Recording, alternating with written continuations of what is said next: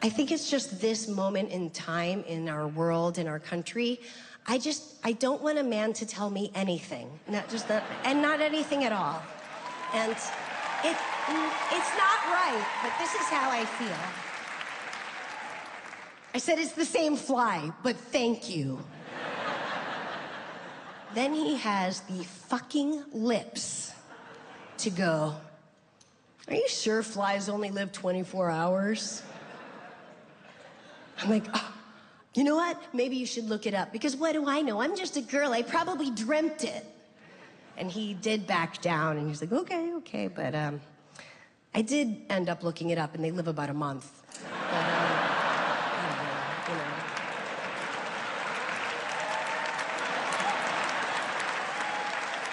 I don't give a fuck. No. So Janice went first. 4 months to the day. She loved life. Was that too fast a turn? She loved life so much. She wanted to live, you know. She did everything right. And it just sucked. And this seems like a good time to mention, I do have merch this tour. How fun is that? You know, I've never really had merch before. You know, we got schleppy hats and post-mortem t-shirts and like big gray, like collegiate sweatshirts that say Silverman. Makes me feel like I went to college. And, you know, I never really had merch before, but I just really feel like my parents would want me to monetize this.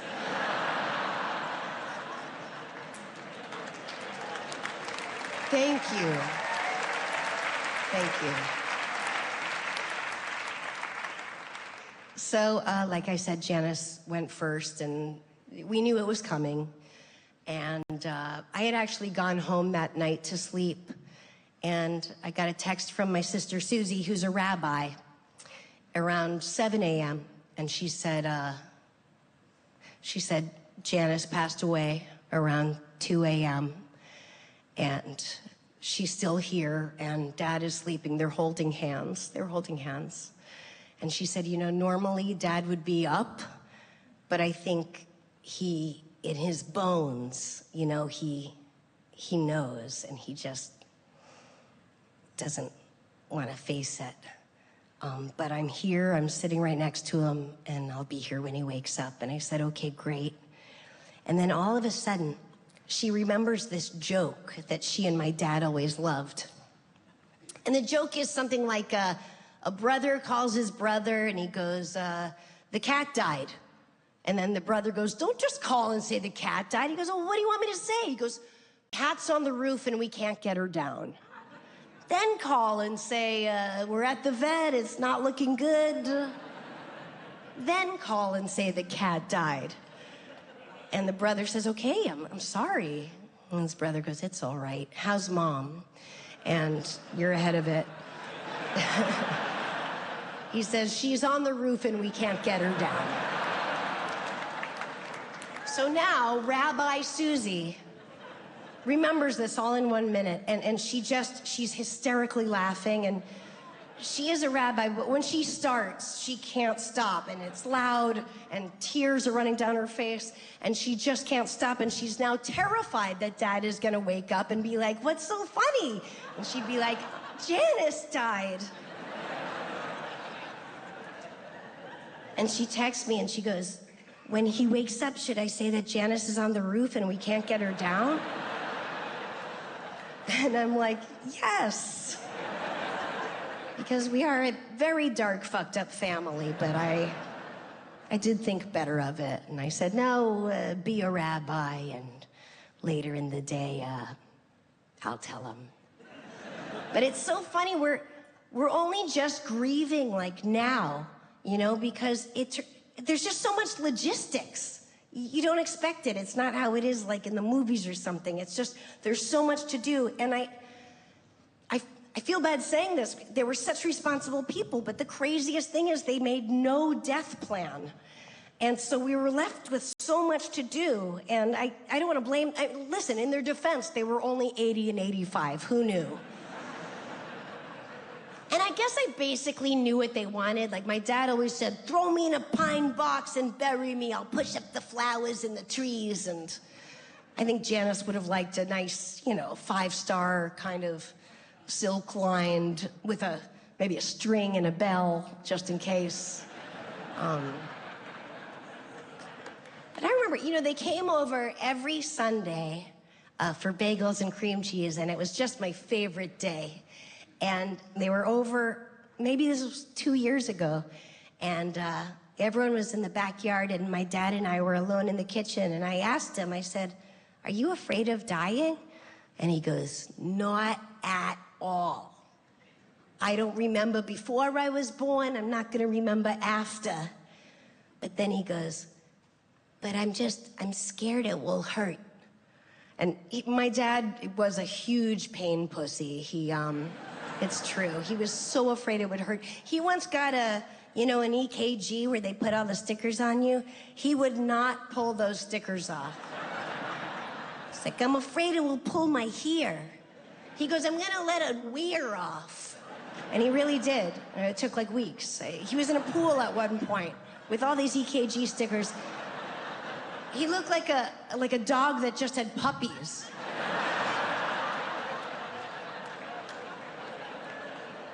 So he really wasn't scared, but he was scared it would hurt.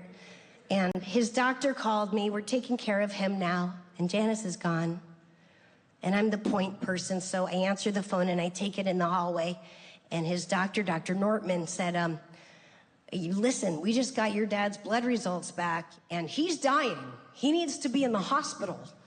And I said, I don't know what to do because we promised him no more hospital. He fucking hates it there. And the doctor said, look, as a doctor, I have to suggest he go to the hospital. As a human being, I think that's fine. If he goes to the hospital, he'll live a few more days, but there'll be hospital days. And right now, he's home, he's surrounded by family, and I actually think that's just the ticket. Then he said, the way he's gonna die is kidney failure, which just happens to be a painless death. You go into a fog eventually, it's almost euphoric, and you're just gone. And I was so excited for my dad, and I ran into his room. I probably should have taken a beat. I said, Dad, great news. He's like, huh? I'm like, mitigate your expectations, you're dying. But I said, no more meds. He was on like 40 pills a day. He goes, no more meds? I go, none, you're done. And we're all gonna live here with you forever. And, he knew what I meant, though. And then I told him exactly how he was gonna die and that it wasn't gonna hurt at all. And his shoulders went down and he was so happy. We all got into bed with him. It was a great death. We were singing old camp songs. He loved camp. And telling funny Silverman family stories. I made a mix for him of all the biggest hits from the summer he was 17, because I feel like that was his happiest summer. And he knew every word to every song. It was pretty awesome. So, Janice is gone, Dad is going, and I'm back on the phone with the same mortuary where we put Janice to try to get ahead of it. And I go into Dad's room and I said, Dad, I know you wanted to be buried, but would you mind being cremated only because, and what I'm about to say is, it's gonna be bad for the Jews, but I did get a deal on Janice's plot. I really did. It's called a +1, and you can be buried with her like 3 feet above, but you have to be cremated to fit. And he goes, I don't give a fuck, he'll be dead. And I'm like, oh, you're so easy. We'll take it, thank you.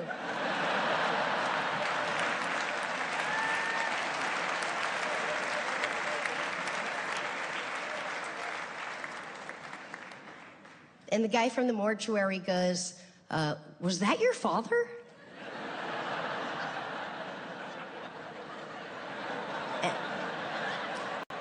I said, yeah. And he said, we can't schedule a cremation for someone who's currently living. He said it like I was the asshole. You know, I'm like, you're a Jewish mortuary. You shouldn't even be offering cremation. All of a sudden, you're a stickler? What am I supposed to do? Like, cremation takes 1 to 2 weeks. Like, in Jewish, the funeral is like the next day. It's very farm to table. And like...